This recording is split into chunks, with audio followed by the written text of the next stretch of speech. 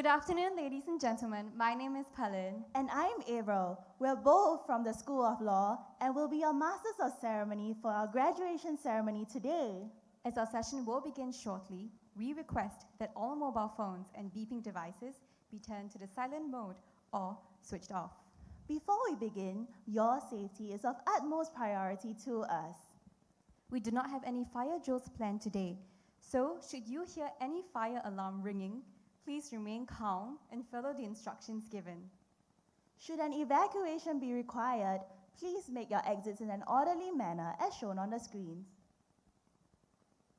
Our staff and ushers will guide you to the assembly area at our School of Business building, just across the road. Please remain seated throughout the ceremony, and we request that flash photography not be used at any time. If you do need to take photographs, please remain in your seats while taking them. Our official photographers will make the recordings and photographs available on our website. And now, let us put our hands together to welcome the Grand Processional, led in by the award winners of the class of 2017.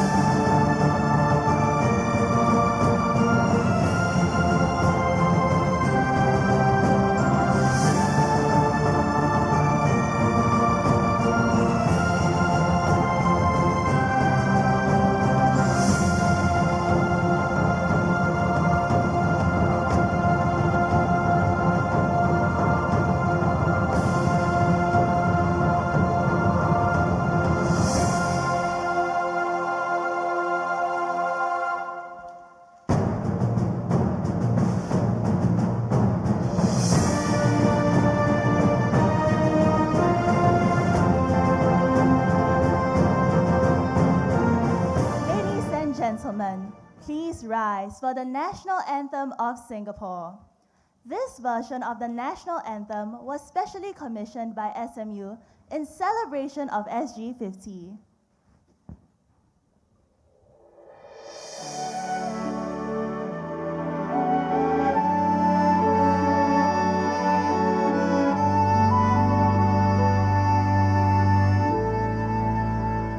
Mari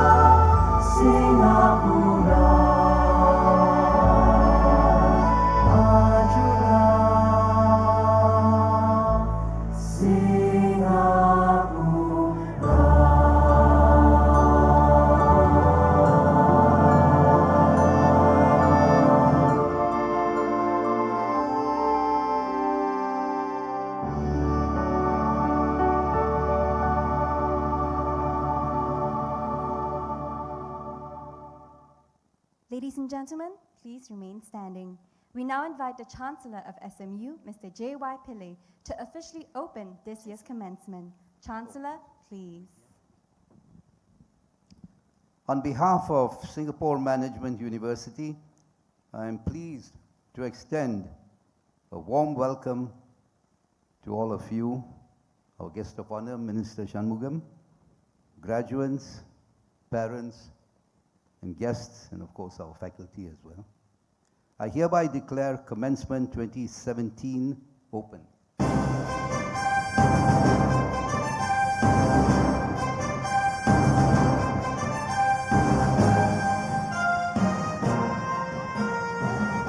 Thank you, Chancellor. May we invite our guests of honor, senior management and faculty members to take your seats. Ladies and gentlemen, may we invite you to take your seats as well.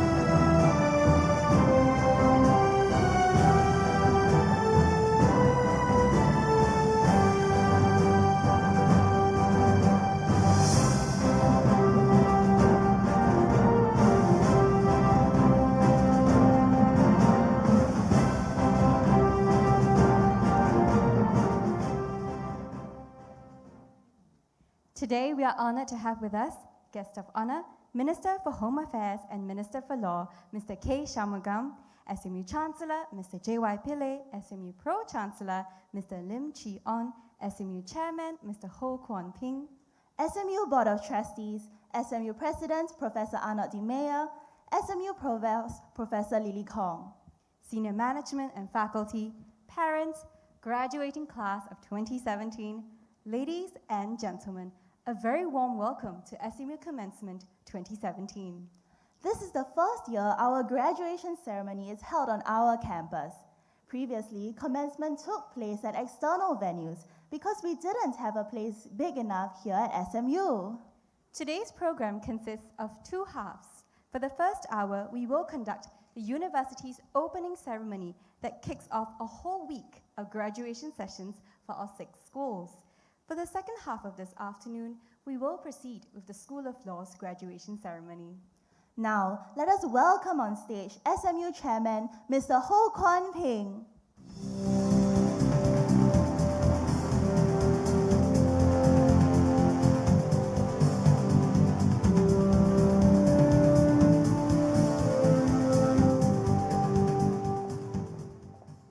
Guest of honor, Mr. K. Shanmugam, Minister for Law and Home Affairs, Mr. J.Y. Pillay, Chancellor of SMU, Mr. Lim Chee On, Pro-Chancellor, SMU, members of the Board of Trustees, friends of SMU and invited guests, members of the faculty and staff of SMU, and of course graduates of the class of 2017, together with your family and friends, good afternoon. Welcome to our 14th commencement ceremony, and of course congratulations to the 7th cohort of graduates from the School of Law. As the MCs explained earlier, this is the first time we're having a commencement ceremony within our own campus.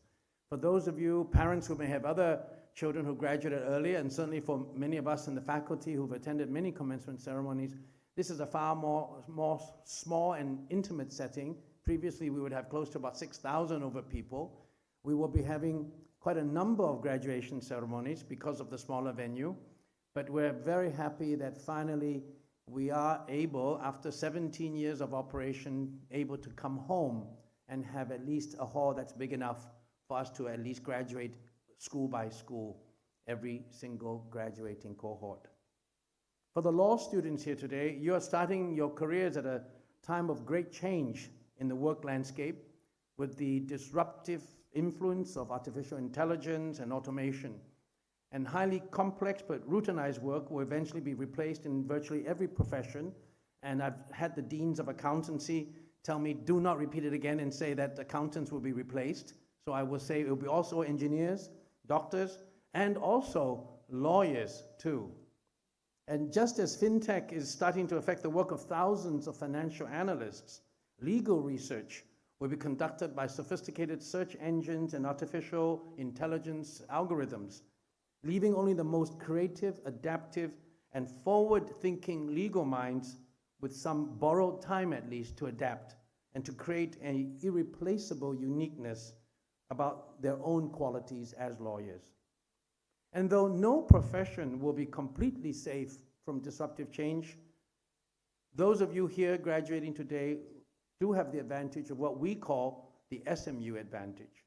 These are the attributes of self-agency, creative problem solving, and innovative thinking, which have for 17 years been the hallmark of SMU's pedagogy. Although your graduating cohort did not have the opportunity to enjoy really the unique opportunities for learning which this impressive School of Law building embodies, let me try in a short few remarks to entice you to return as a graduate student, to enjoy a bit of what we have to offer. The Kwa Geok Chu Law Library, for example, is a state-of-the-art repository of legal knowledge in Singapore. It's linked not only to the world's top online resources, but also with the rest of the legal fraternity in Singapore. The David Marshall Moot Court would develop the power of disciplined yet agile thinking and clear yet eloquent articulation, which truly represents SMU's interactive pedagogy. Some of you may already have been part of our many teams which have shown on the world stage of moot courts, and there'll be more opportunities at the graduate level to hone your advocacy skills in our own moot court here. The Pro Bono Center continues the social awareness and the hard skills you developed as students here through your community service by putting your specific professional skills to good use. When you become a practicing lawyer, you can return and offer your services pro bono.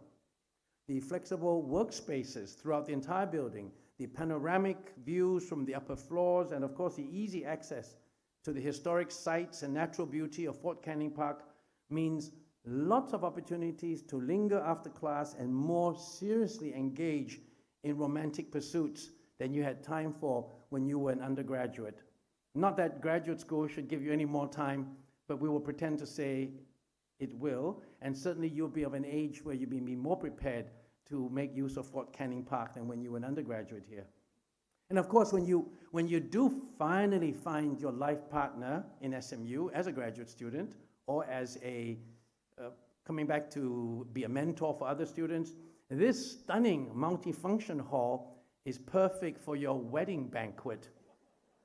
And I have been told by the president that he will rent it out to you at a fraction of the cost of Shangri-La Hotel or Ritz-Carlton. So your association with SMU does not end today.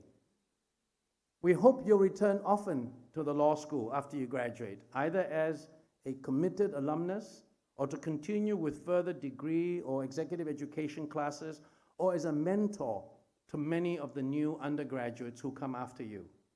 SMU has been your home for a very important transformational time of your life, and you will always retain yourselves, your memory here, and be an important stakeholder in our community, which is ever growing, changing, and maturing. It is therefore fitting that for our first commencement ceremony in the new School of Law building, we're able to welcome as our guest of honor Singapore's Minister for Law and Minister for Home Affairs, Mr. K. Shanmugam. Mr. Shanmugam was educated at Raffles Institution and graduated at the top of his class with first-class honors from NUS in 1984, before being admitted to the bar as an advocate and solicitor. He then went into private practice and became a senior partner and head of litigation and dispute resolution at Allen & Gledhill, which was the largest law firm in Singapore. He was consistently recognized in various international publications as one of the top litigation, arbitration, and insolvency counsels in Asia and in Singapore. In 1998, he was appointed a senior counsel of the Supreme Court of Singapore at 38, one of the youngest lawyers to be so appointed. Mr. Shanmugam became an MP when he was elected in Sembawang GRC in 1988. He is an advisor to several grassroots and community organizations in Nee GRC. He's an elected member of the Nee Town Council and an advisor to the Northwest Community Development Council. On the 1st of May 2008, Mr. Shanmugam was appointed to the cabinet. As I mentioned earlier, he is now Minister for Home Affairs and Minister for Law, but he has also served as Minister for Foreign Affairs. Finally, to the class of 2017, wherever your future career leads you, whether it is as a family solicitor, corporate lawyer, or even a future Minister for Law, which we certainly hope will happen soon, remember you are someone whom Singapore needs for its continued peace, harmony, and prosperity. At SMU, you have received the knowledge, the skills, the values for a successful career. Now you begin a new journey, and I hope that your years here and your continuation with SMU has in the past and in the future will continue to help you in that most important task in life, to find purpose and meaning in everything that you do. Congratulations to all of you again. Thank you, Chairman. May we invite you to take your seat.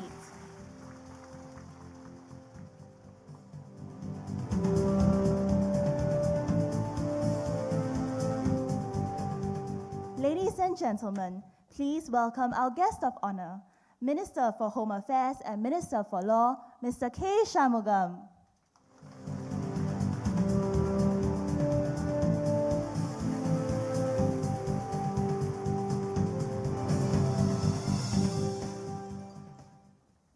Mr. Pillay, Mr. Lim Cheon, Kon Peng, members of the Board of Trustees, Professor Arno Di Meya, faculty, staff, students, parents, guests. It's a privilege to be here with everyone today. Really a joyous occasion, and as you heard from Kon Peng, the first time this is held in this new School of Law building. I think Kon Peng is the only person I can think of who can market this building for a wedding at a convocation ceremony. Heartiest congratulations to all of you. Graduates, this is the moment you have been working so very hard for, though it's a cliche, but it's only really a beginning. And parents, you must feel so proud. On occasions like this, the speaker is expected to congratulate, offer some words of wisdom, and be uplifting. I have congratulated, and I have to say, in the short 10 years that the law school has been functioning here, and I understand 95% of the students are law school students. SMU Law School has really made tremendous strides and, quite frankly, stands toe-to-toe with NUS Law School. And that's a tremendous achievement, because if you look at it, NUS Law School students have done better comparatively compared with all our students from the best universities overseas. So for SMU Law School to have done better in the mooting competitions, to have the market reputation that law firms, and I know this, law firms look for and are prepared to employ SMU law students on the same basis as NUS law students within 7 graduating classes is a tremendous achievement. Congratulations to the law school. Congratulations to the students. What I will do in the speech is wisdom. No, I'm not Mr. Pillay or Kon Peng or many of the others who are sitting in front. Without any false modesty, I don't think I'm able to offer words of wisdom. So in my own way, I'll share with you some fairly simple perspectives on what worked for me in my journey as a lawyer, and then share with you some thoughts on the economy and the region and our legal industry, which might be useful for you in the next few years as you make some choices, and as to what you might want to do in the law or leave it and do something else.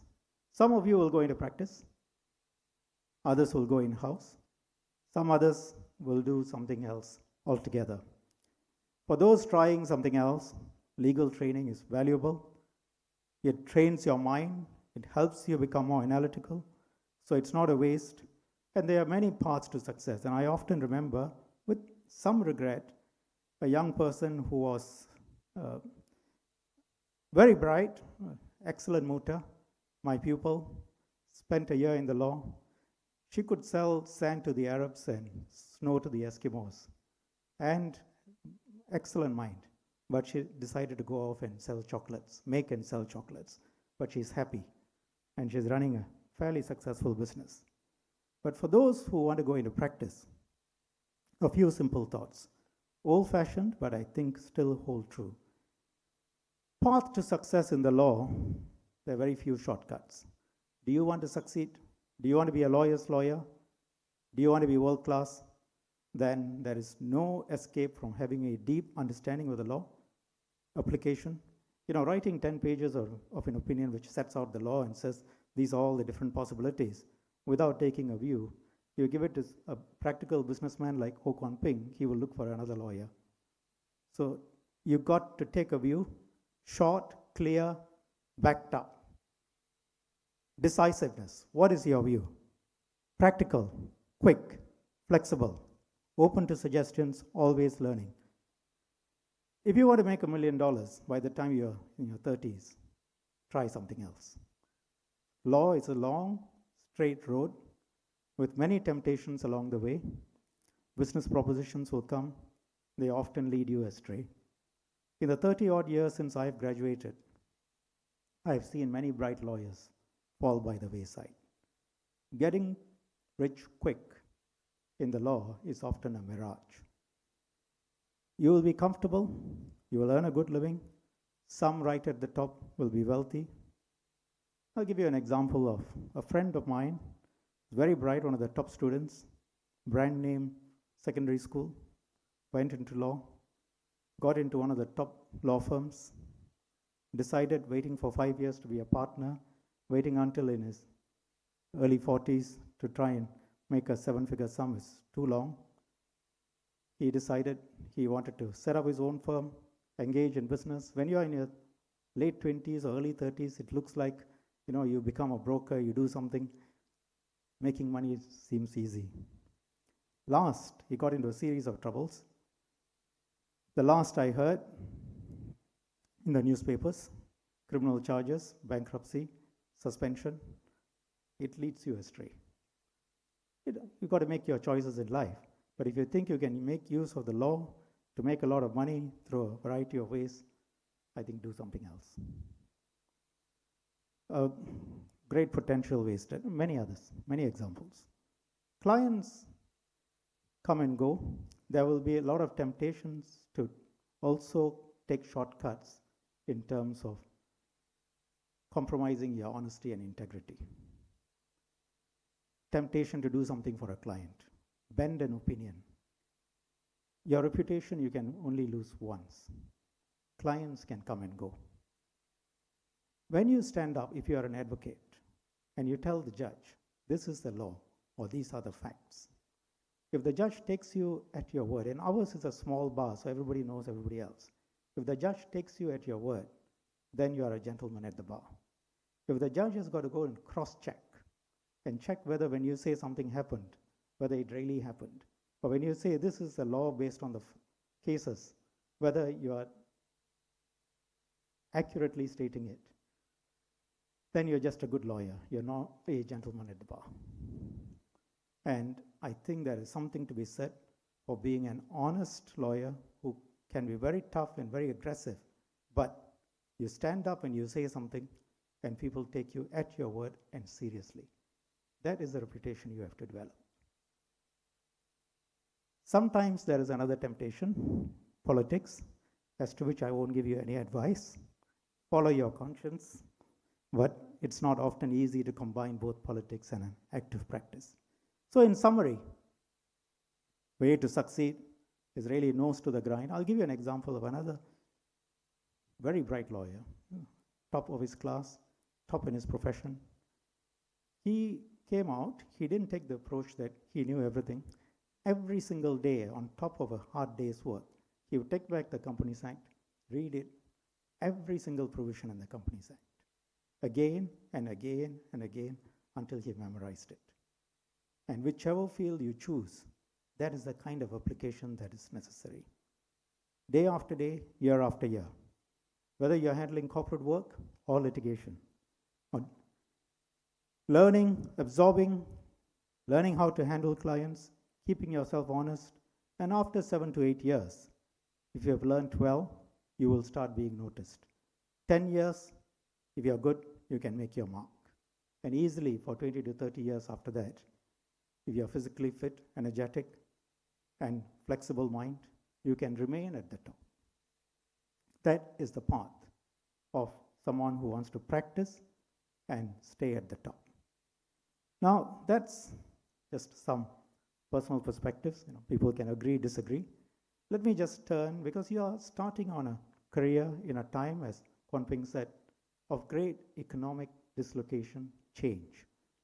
So what are the economic fundamentals around us and for lawyers? I'll touch a little bit on the economic context you start in and also the legal context, but let me start with the broader economic context. If you look at Singapore in terms of population, and I usually show this bubbles, population 3.8 million, we are the second smallest in ASEAN. The economy is the fourth largest. It's a bubble much out of proportion to our population size. This chart shows us to be ahead of Malaysia, but really that depends on the exchange value of the ringgit. It's up or down. Usually Malaysia is ahead of us. Our GDP effectively is the same as Malaysian GDP. They have 330,000 square kilometers of land. We have 719. We have 3.8 million citizens and PRs. They have 31 million. And in terms of resources, there is no comparison. So we have outperformed quite incredibly. But it also means that today our rate of growth will be slower, because we are at US $55,000 to $60,000 GDP per capita. So 2% is going to be good, compared with an ASEAN average of 4.7%. You must assume by reference to this chart that others are not going to stay still, and eventually the factors of resources, population, land will tell. So Malaysia, Philippines, Vietnam, others, bigger population, more land, more resources, will not only overtake us in absolute GDP, they will also want to do the things that we are doing. And their rates of growth will be higher. So while we have outperformed, the real lesson here is that others will catch up, they will try and overtake, and therefore we are presented with huge challenges. You are presented with huge challenges, but also there are some opportunities. Another way of looking at it, I tell some law students this, you look at Singapore versus South Korea. Now, South Korea is one of the G20 countries. It's got a serious industrial base. Its industry is successful in every field. They're world class. They have only 6 law firms, bigger than 250 lawyers each. We in Singapore have 4 law firms with more than 250 lawyers each. If you look at that. And for a population of 3.8 million, we have 874 Singapore law practices, over 5,000 lawyers with practicing certificates, and another 2,000 or so coming back from overseas in the next few years, which I've outlined. So one lawyer for something like 870 Singaporeans right now. South Korea, for a population of 50 million, they have 1 lawyer for every 2,200 South Koreans. Our economy has been able to sustain this number of lawyers, despite its much smaller base compared to South Korea, for a number of reasons, 1 or 2 of which I'll touch on later. But again, my point to you is, given how much we have outperformed, you must expect some reversion to normalcy, unless we keep continuing to run faster and faster.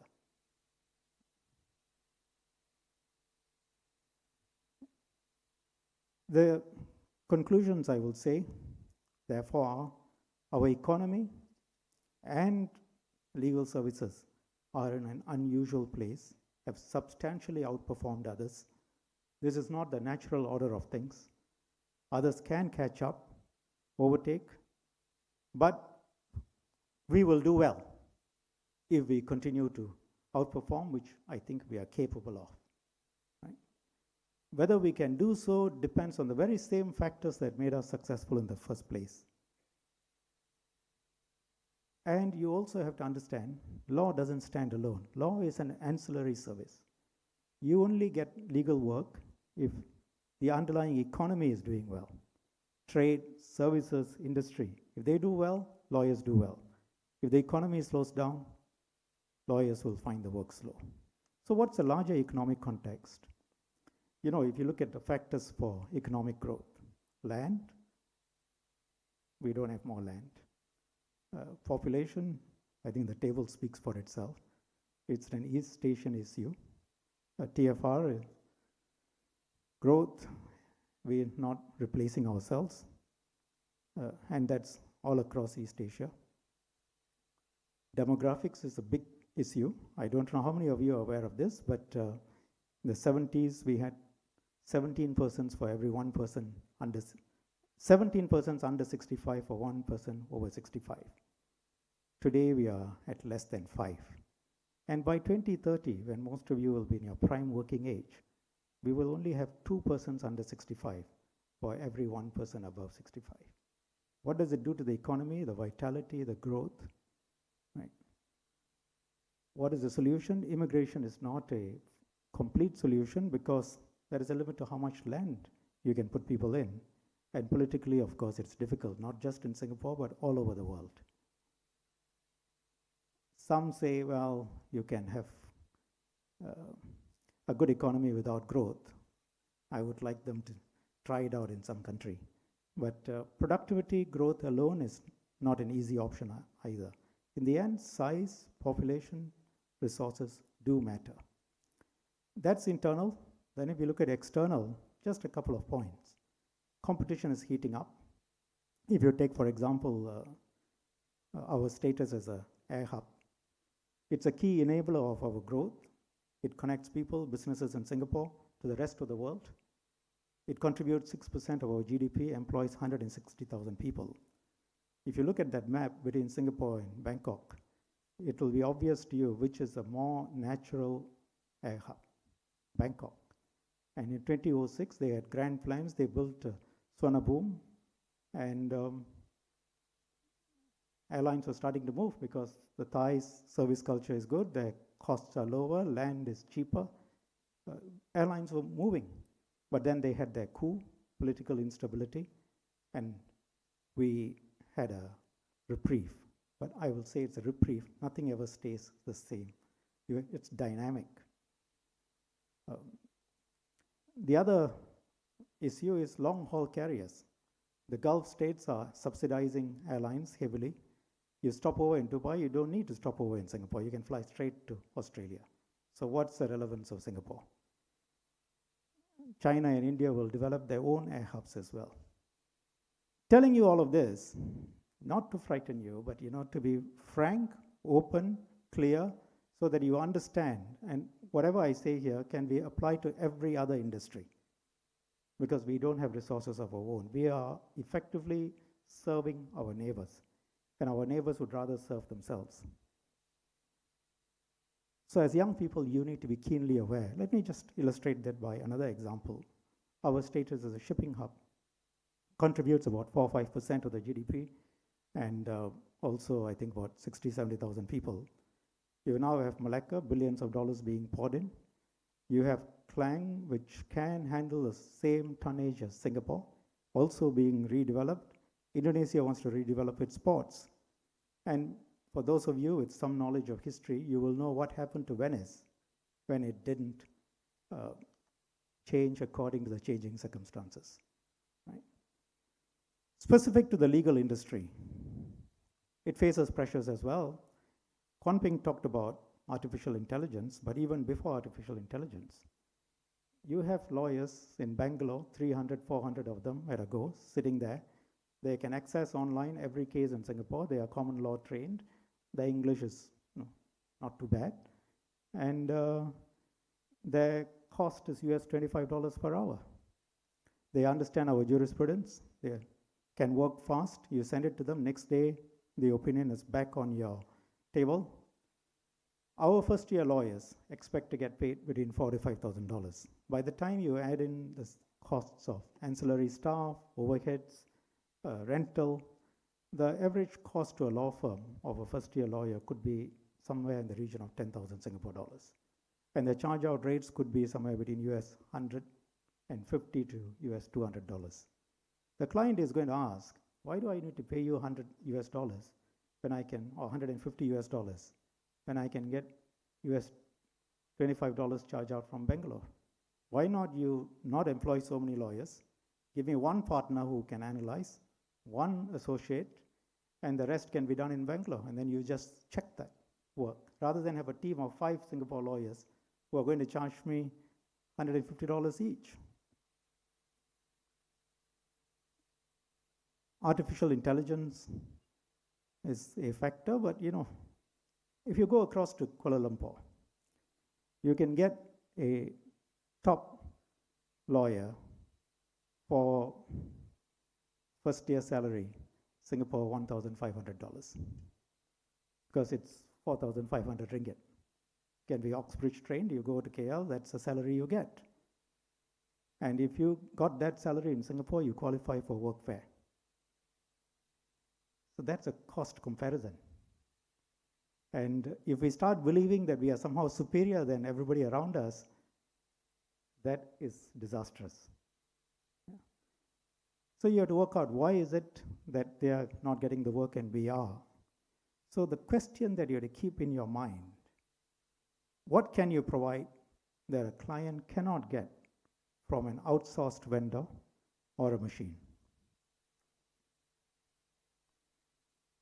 This really calls for us to be on our toes, for the government and industry to work together, to identify and grab the opportunities.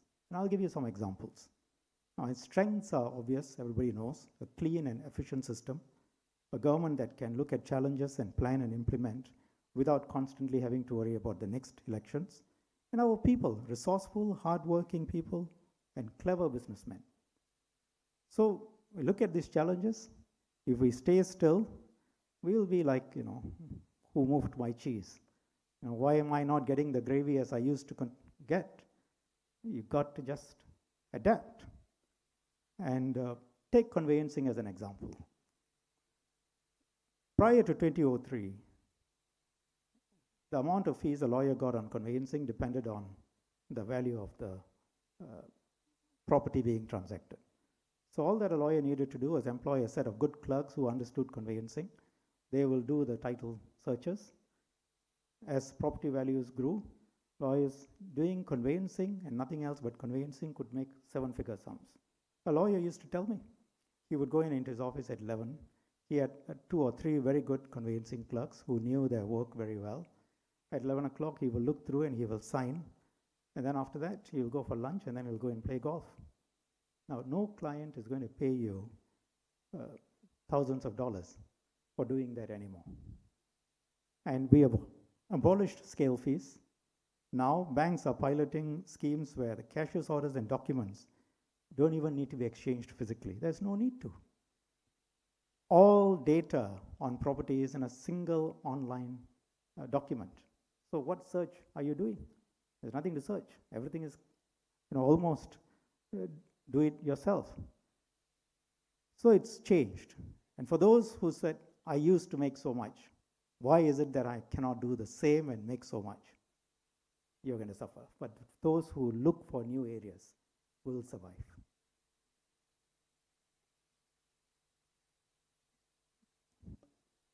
Who will survive? In the end, if there is a very substantial transaction, hundreds of millions at stake, the client comes to you. He's not going to go to a machine. He is going to come to a lawyer with a team who is going to take him by the hand, understands deeply the law in the field, understands how it is applied to the practical complications, and negotiates that minefield for him. No client is going to a machine. No client is going to outsource that work. That is the work that you need to focus on. What are those fields? Let me just give you some examples and some ideas of opportunities. What are the opportunities? We start with ASEAN. 600 million people. It's a GDP of $2.47 trillion. It's one of the top 10 economies in the world now. And within a few years, it will hit $4 trillion. That, growing at 5%, offers tremendous opportunities for those who are willing to look beyond Singapore and look at how we can get work from the region. And the government is looking at a variety of structures as well. Our close partnership with Australia, our linkage, network of FTAs and linkage to the world. China and India, as they grow, there will also be opportunities. So we are in the middle of a region with some of the biggest economies in the world. China at 11 trillion, India at 2 trillion, Australia at 1.4 trillion, ASEAN at 2.4 trillion current values. In the midst of all of this money and huge economic entities, you have a small, well-run, stable place. If you can't find opportunities, something is wrong. As the industry in the region grows, as wealth grows, there will be need for a place where money can be safe and managed well, where there's rule of law, stable, clean, good lawyers, good accountants, and safe, both physical and the money is safe. So what have we been doing to try and identify these opportunities? I think it will give you, I'll just share with you a couple of examples. So it gives you an idea of the kind of areas to look for. I don't say all of you go and do this, but it gives you an idea of the kind of things that you can specialize in, look, so that you don't become irrelevant. I'll touch on 4 areas. First, ASEAN. How do you take advantage of ASEAN? You need to understand ASEAN. You've got to first try and project yourself as a thought center, a place that understands ASEAN. So we are trying to develop Singapore as a thought leader. SMU Law School as a center for cross-border commercial law in Asia. The idea is you bring in the best expertise here, and our lawyers must not say, I don't want to go into these things. I'm quite happy going out into a law firm and doing the things in the traditional way. You've got to try and get into this.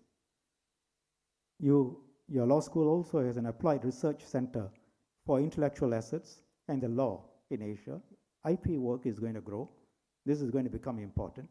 You can't outsource it to a machine. NUS as the E.W. Barker Center for Law, Business, Center for Banking and Finance.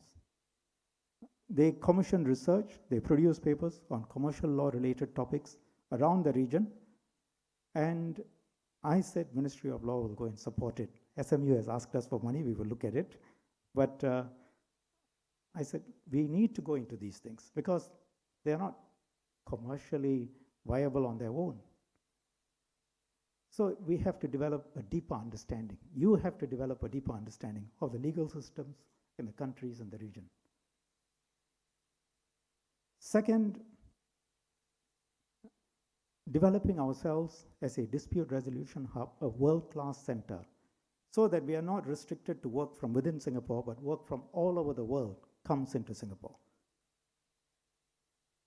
To really get out of our physical limitations. So we identified arbitration, and then we identified a few areas. We were, if you go back a few years ago, we were not on the arbitration map in the world. But we decided to focus on this. By 2015, we became a world-class center. Singapore was the 4th most preferred center for arbitration after London, Paris, and Hong Kong. And I don't consider Hong Kong really a competition because a lot of the statistics are about local arbitrations. And second, Hong Kong being part of China helps it, but it is also in the context of international arbitration, may not necessarily be positive. So if you look at the stats as of last year, this is the way our cases have grown. And if somebody had told me this in 2010, I would have laughed. But by last year, we had more cases registered with SIAC than cases were registered with the London Commercial Arbitration Center. Now that is growth. So we had a record 343 cases, $17 billion in value. How did we manage it? First, we looked at our legal framework and made sure we changed the laws very quickly. Sometimes when the courts decide in a way that's not friendly towards arbitration, I change the law within 4 months because we decided we will have a framework that supports arbitration. Second, we decided to put money into International Arbitration Center and make it a world-class institution. Third, physically, we took Maxwell Chambers, made it the best of its class, the best place to do arbitration anywhere in the world. Fourth, we had rules previously were very restrictive, only Singapore lawyers.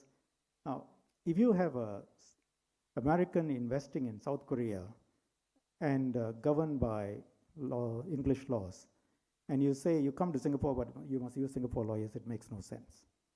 So we said, no, we will get rid of these archaic practices. We will open it up, and Singapore lawyers will benefit in the end.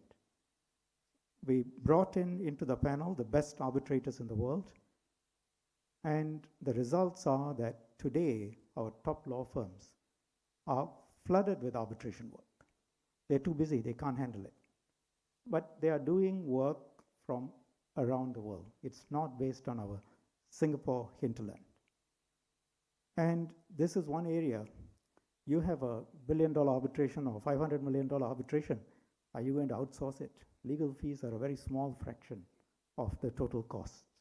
Even if the fees are 10 million, 20 million, which they often are you going to outsource it? Are you going to go to a machine?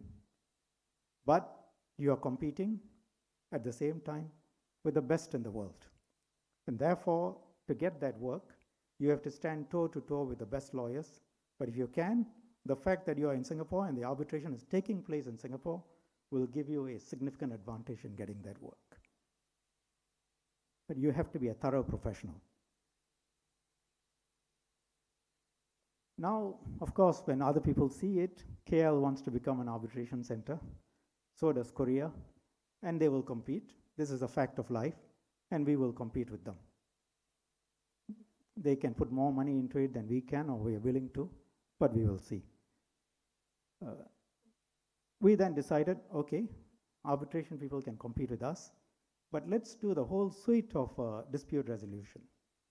So if you look at it, for those of you who have done this, mediation, arbitration, litigation.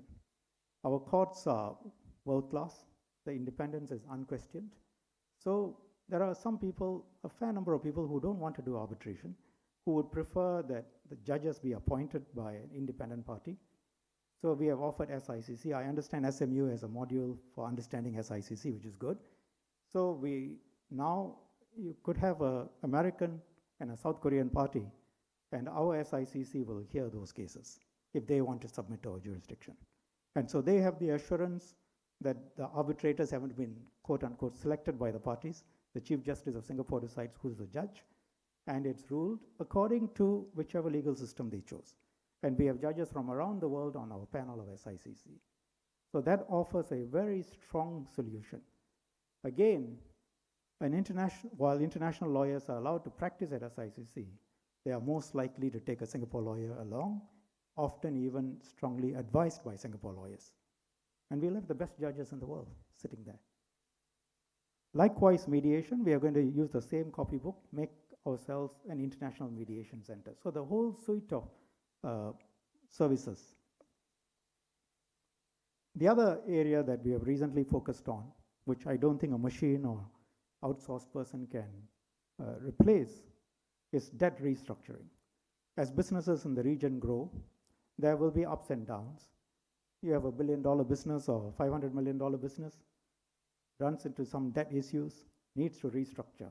That's a minefield you need to walk through, negotiate with the bankers, financial institutes. Now, you're not going to go to a lawyer in Bangalore for that. And you are going to need a top quality professional with a top quality team, assisted by accountants, bankers, to negotiate yourself out of that minefield. But it requires deep expertise. So we changed the law. We put in elements of the Chapter 11. We have taken the best practices from around the world and put it into our legal system to really position ourselves as a center for debt restructuring, amended our Companies Act.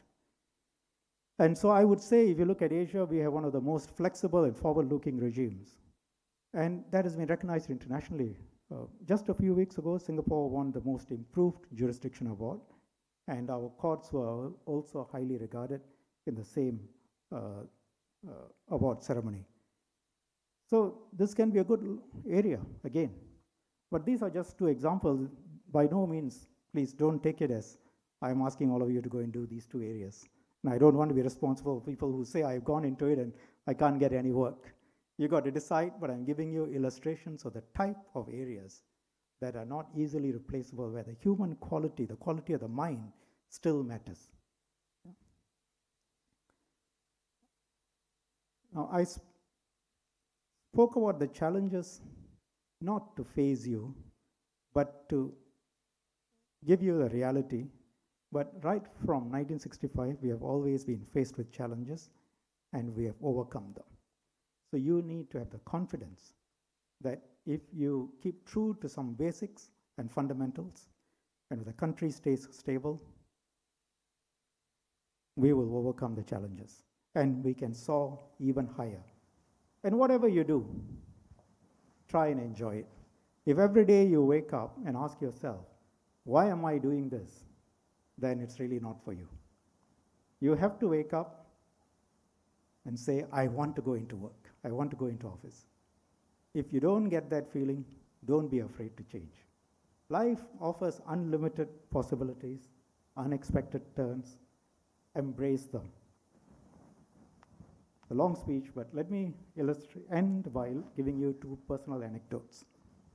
I call myself an accidental lawyer. I have spoken about it elsewhere.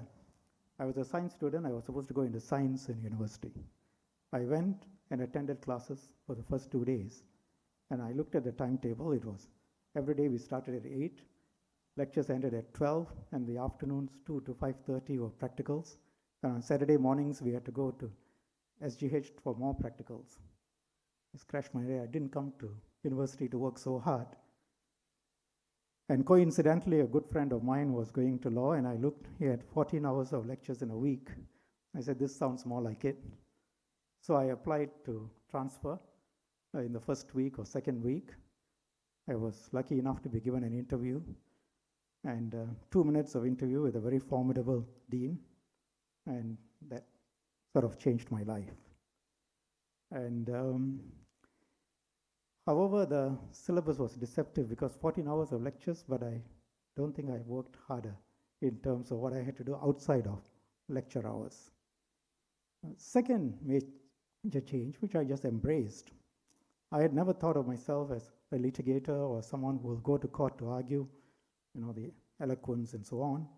So I saw myself dealing with corporate law, deep, the kind of subjects I like, trust, company law. So studying, analyzing documents.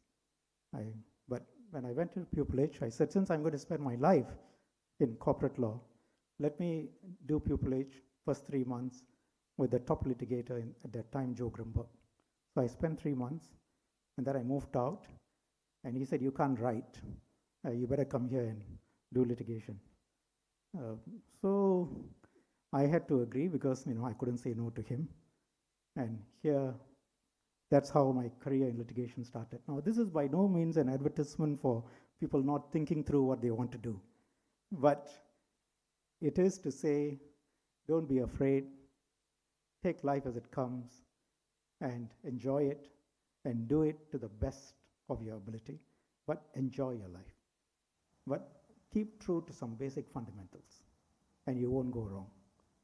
So stay true to yourself, true to your passions, your convictions, and remember that your integrity is the one thing that no one and no challenge can ever take away from you without your consent. So congratulations to every one of you again. Thank you. Thank you, Minister. May we invite you to take your seat.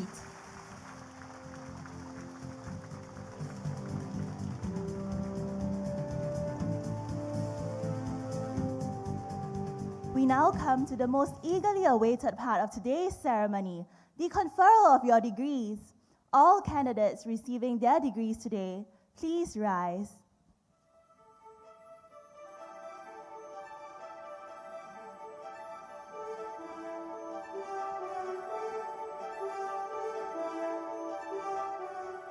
We invite SMU Chancellor, Mr. J.Y. Pillay, to officially confer the undergraduate and postgraduate degrees.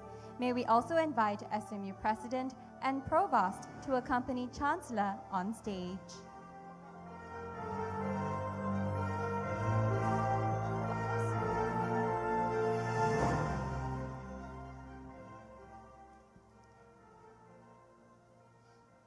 Chancellor, please. By the powers granted pursuant to the Singapore Management University Act, I hereby confer upon you the degrees shown respectively and admit you to all the accompanying rights, privileges, and responsibilities. You are henceforth proud graduates of this university, and I bid you to always uphold the good name and standards of this institution. And congratulations. Thank you.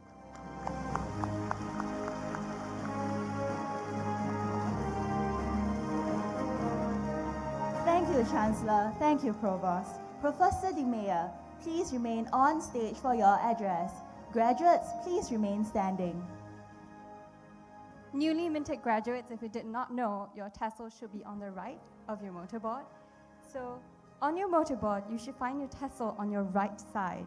And on our count, we will switch it together to signify your change of status from graduates to graduates. Ready? 3, 2, 1.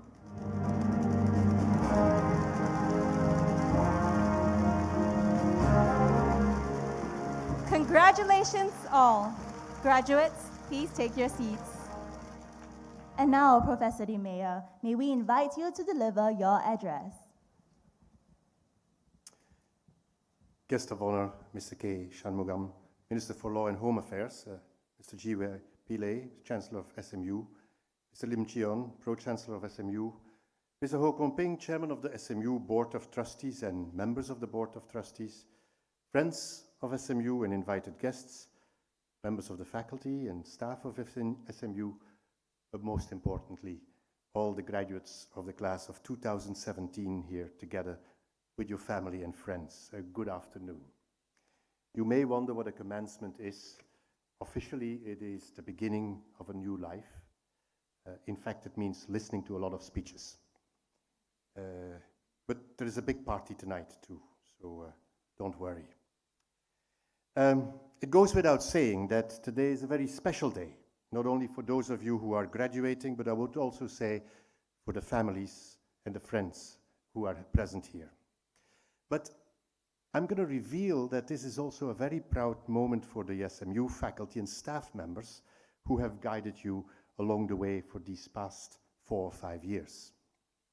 And more than that, it is actually a very special day for SMU. You may have heard that this is celebrating 10 years of the law school, but it was actually almost exactly to the date, 20 years ago, on the 16th of July, 1997, that a Straits Times story announced Singapore's third university would take a radically new approach with Mr. Ho installed as its chairman. We didn't have a name yet, but we were already on the front page of the paper. In January 1998, Mr. Ho told the press that the university would eventually be located in a prime urban site and be devoted to the study and practice of management and introduce innovation in its admissions processes, in its location, in its curriculum and pedagogy, in order to attract those who are intelligent and creative in different ways. And I hope you recognize yourself in there. Here we are, 2 decades later, all together at SMU, in the middle of the city, so the promise of an urban location was kept. Mr. Ho created SMU with a constantly changing team. Although the original working committee under Professor Tan Teck Meng included members many of you will still be familiar with today. It includes professors like Loh Ik Ming, Pang Yang Hoon, Leong Kwon Sing, Loh Ki Yang, Ko Ting Aung, Huang So-chiat, and Michael Gann. SMU was actually established with a remarkable speed. The university opened its doors to the first cohort of students, not yet law students, just 3 years after that article was published in the Straits Times. That's a year shorter than most of you have taken to earn your degrees. So, as I like to congratulate you all on what you have achieved over the last 4 or 5 years, I also would like to ask you present here all to give an applause to our chairman and the team of pioneers for their achievements over the last 20 years.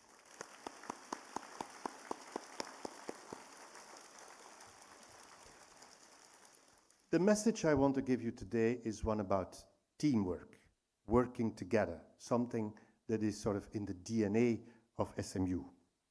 SMU was built and is sustained through teamwork.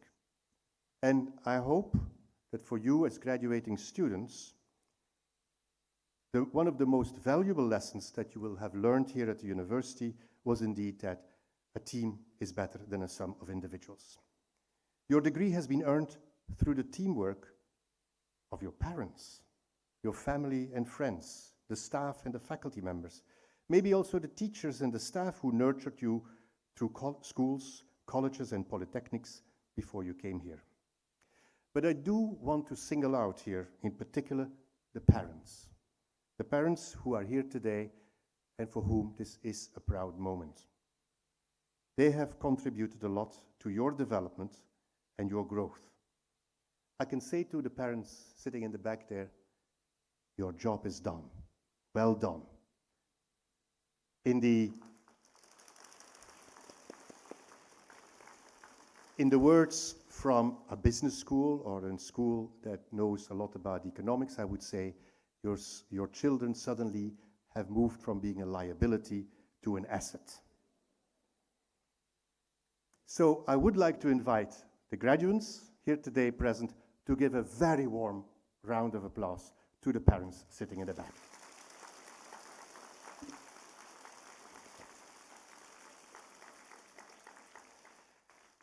Your SMU education has also given you many opportunities to learn how to be strong team players and leaders. From the start, this happened from the start of your freshman orientation camp through your CCAs and the community service. Teamwork is, of course, also a feature of SMU's interactive pedagogy, in which classroom learning is driven by what you and your peers put into it. Collaborative study is also teamwork, and so are the SMU X projects with industry partners. I'm quite sure that throughout your career, the soft skills that you have developed through such experiences will be of equal use as the hard skills and knowledge that you learned at SMU. But teamwork goes beyond what you do at SMU. There is the whole community in which you have worked. A lot of you have benefited from the guidance provided by peer helpers, alumni, and mentors. Many of you have also benefited from scholarships and financial support funded by donors. All of you have gained from internships offered by SMU's industry partners. Those in these networks are all members of the wider SMU community, and from now on, you will be one of those. You can give to and gain from that big community. Please stay engaged through the SMU Alumni Association, join the groups that are relevant to you to stay in touch with your schools, CCAs, and overseas chapters if you work abroad. Your alumni network is made up of nearly 20,000 valuable contacts around the world in many industries and sectors at every level. And we often have stressed the importance of networking at SMU. Don't forget the 20,000 other ones there. Many of you have also generally given to the class gift. This is a strong SMU tradition of providing financial help to future cohorts. But there are other ways you can continue to contribute. Through arranging internships, through mentoring, by providing accommodation for exchange students, and so on. And maybe later on, perhaps also through financial contributions. There is another team that has supported you in your growth and throughout SMU, and that is Singapore and the wider society in which we are living. The government, civil servants, taxpayers, almost everyone in Singapore and many beyond have contributed something to getting you where you are today. The university core and community service have prepared you to become responsible and valuable members of that society. Support and get involved in community service projects and charities. Get involved in grassroots organizations and take an active interest in politics and policy making. Singapore and the world need the ideas, the creativity, and the energy of you, the young people, to solve fundamental social, political, economic, and environmental changes that are facing us today, and the minister illustrated that very well. Perhaps one day, some of you will have the opportunity to support SMU in one of our many advisory boards. Who knows, maybe some of you will become one of our trustees, maybe even becoming chairman of SMU.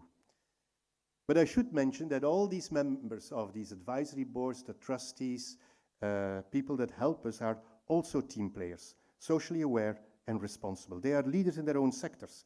They are leaders, and as leaders, they help the SMU community. They give their time freely. They help us to grow. They also give back to society.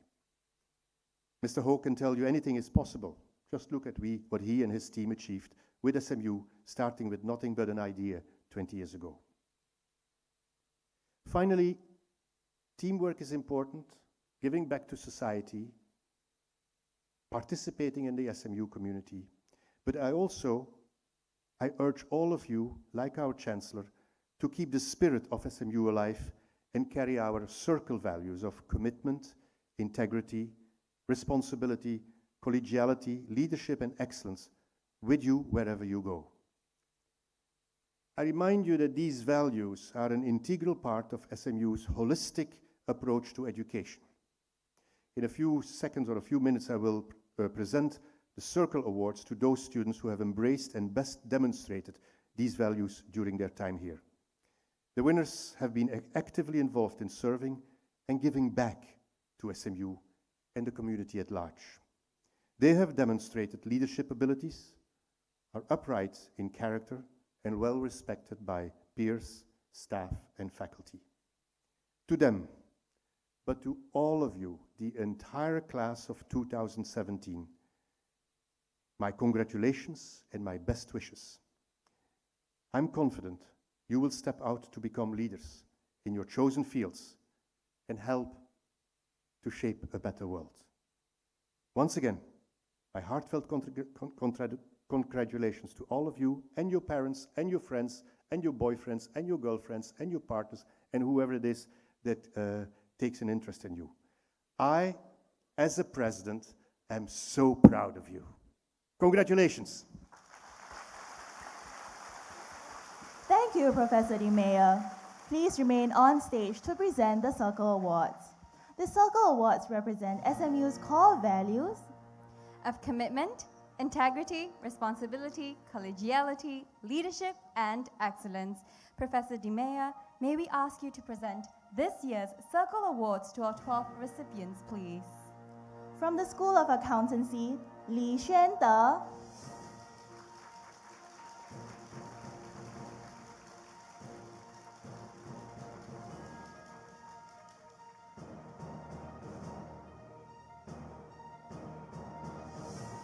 Also from the School of Accountancy, Goh Hong Wen.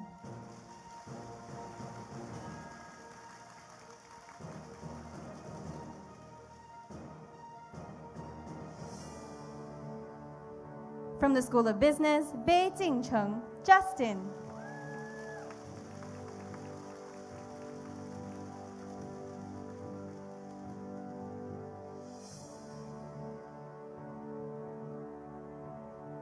Also from the School of Business, Muhammad Hafiz bin Kasman.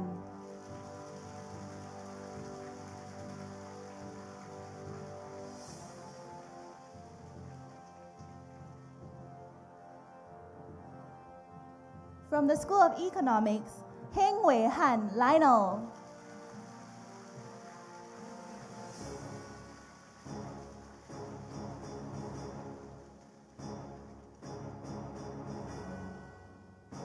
Also from the School of Economics, To Chun Bun Darren.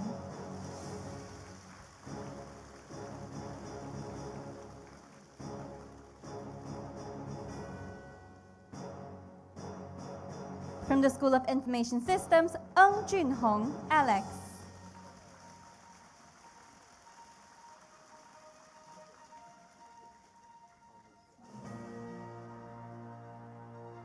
Also from the School of Information Systems, Chan Qinghuan, Joshua.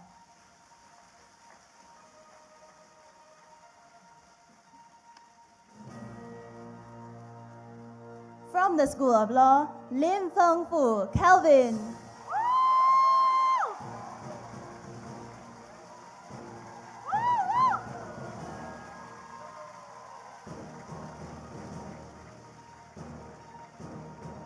Also from the School of Law, Louis Yi En, Victor.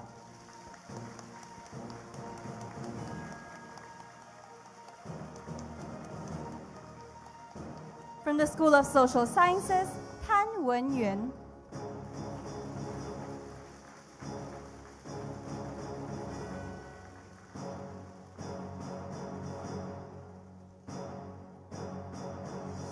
Also from the School of Social Sciences, Yip Ping Xiu. Ping Xiu is unable to join us today as she's representing Singapore in the World Para Swimming World Series in Germany. Her brother, Alvin Yip, is collecting the award on her behalf.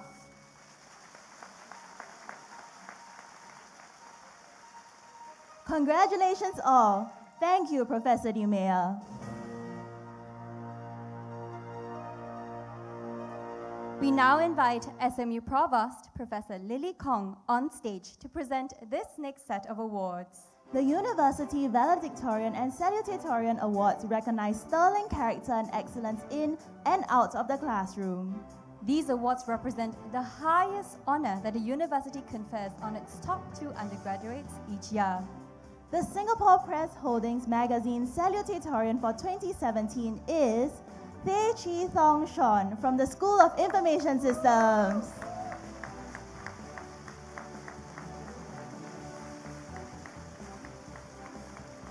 Congratulations, Sean. And now, for the highest honor, the Singapore Press Holdings Valedictorian for 2017 is Tan Yi-wen from the School of Social Sciences.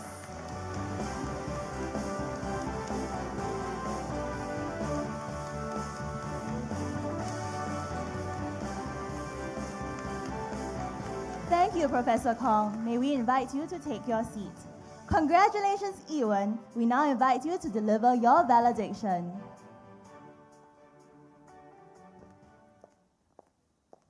Good afternoon, everyone, and thank you all for coming down this afternoon. I am deeply honored to be delivering this valediction on behalf of my graduating class. You know, people try to give some food for thought when they deliver valedictions, and I guess I try to do the same. Writing this on an empty stomach, however, unfortunately left me thinking about nothing else more than food. Hence, I've come up with my own 3-star recipe for eating life to the fullest. The first star ingredient is that being hungry is not a bad thing. I'm sure we all know of someone who took on 2 high commitment CCAs, led 3 OCSPs, Overseas Community Service Projects, and even juggled double majors.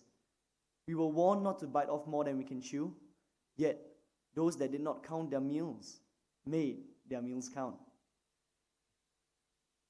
The second star ingredient for this afternoon I discovered while thinking about the buffet of opportunities we were offered in SMU, and through that when my mind trailed onto the preparation of the food we eat. Stellar dishes we savor are a product of less glamorous work and dedication, and this is perhaps a familiar taste with my friends over at the Arts and Cultural Fraternity, who put in their long hours for all their rehearsals. Once the final dish is served, however, they will all tell you it was worth it. Even more so for my friends in SMU Broadcast and Entertainment, SMU Beings for short, when they take the backstage work even further, working tirelessly behind the scenes for productions in SMU. We always remembered, though, that it was what we did in the dark that helped put others in the light. Indeed, for all of us performing arts, our joy comes from cooking for others. The third and final star ingredient for this afternoon is that to have made it out in one piece, we SMU students have developed strong stomachs. Life's menu is dynamic and ever-changing, but I'm sure as long as we can tahan these changes, we'll make it out fine. Maybe the head chefs are being changed, or maybe your favorite food place is being demolished. Just be hungry for the next food lobang, and always remember to throw your friends along. So for those on a diet tonight, don't worry. This 3-star recipe presented comes in bite sizes as well. Firstly, be hungry and even greedy at times for the goals you set. Secondly, remember, the best dishes are a product of time, effort, and patience, and that us as cooks find joy in cooking for others. Thirdly, we have strong stomachs. Do not be afraid to take on life's menu. Undoubtedly, we will still feel raw at some points, perhaps a bit unsteady as to whether we are ready to take on the world. Yet, let us not forget, like the finest of sashimis, some dishes are best tasted uncooked. Class of 2017, may your every meal be an adventure, and every adventure a meal. Bon appetit. Thank you. Thank you, Ewan, and congratulations once again. May we invite you back to your seat. Well done to all our university award winners. Indeed, from freshman year to senior year, what a journey. I still remember our law camp's fake mood turned fright night, The library sorting hat. and moving to the new law school building with state-of-the-art facilities. Yes, and here we are after 4 years of hard work, from mugging in the Lee Ka-shing Library to luxuriating in the pearlescent KGC Library. What a fine batch of legal eagles we have all turned out to be, I hope. Absolutely. It's been a great privilege to read law, and we thank all our professors for their patience and time. Without your very difficult exam papers, we will not be ready for the real challenges that life throws at us. On another note, we definitely picked the right year to graduate because it is serendipitously the School of Law's 10th anniversary. So it is timely to look back on our decade of memories. See if you guys can spot yourselves. Without further ado, let the photo montage roll.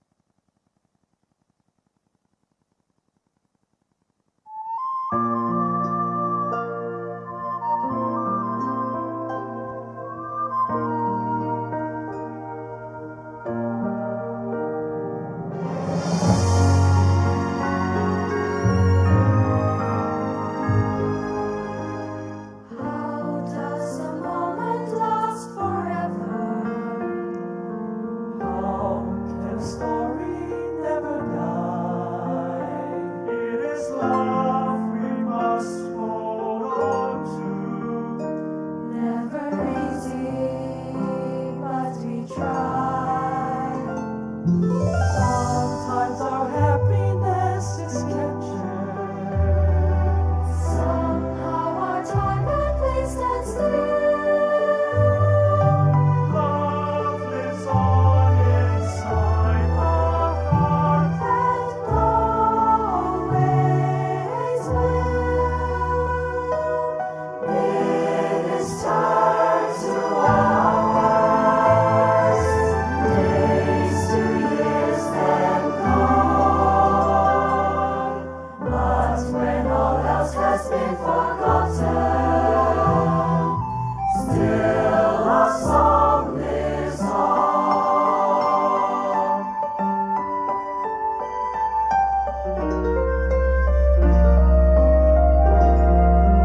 May the road rise to meet you. May the wind be always at your back. May the sun shine warm upon your face. The rains fall soft upon your feet.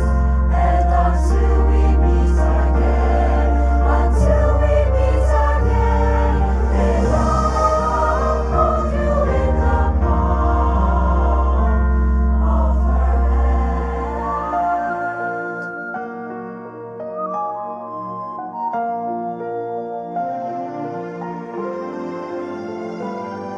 Maybe some moments were so perfect.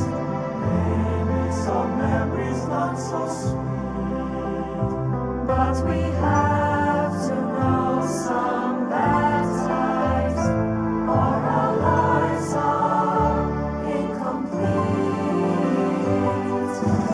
And when the shadows overtake us, just when we feel our hope is gone, we'll hear our song and know once more our love lives on. Minutes turn to hours, days to years then gone. But when all else has been forgotten,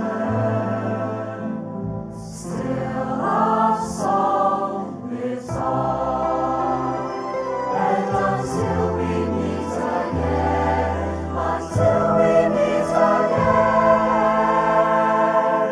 may love hold you in the palm of her hand.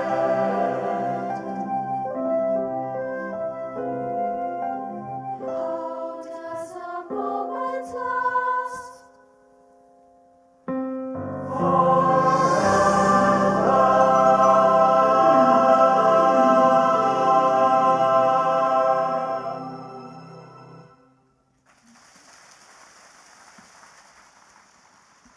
Thank you, SMU Chamber Choir. May our song live on forever. Ladies and gentlemen, our opening ceremony is now coming to its conclusion. We thank our guest of honor, Mr. K. Shanmugam, for gracing our opening ceremony this afternoon. Sir, may we invite you to take your leave.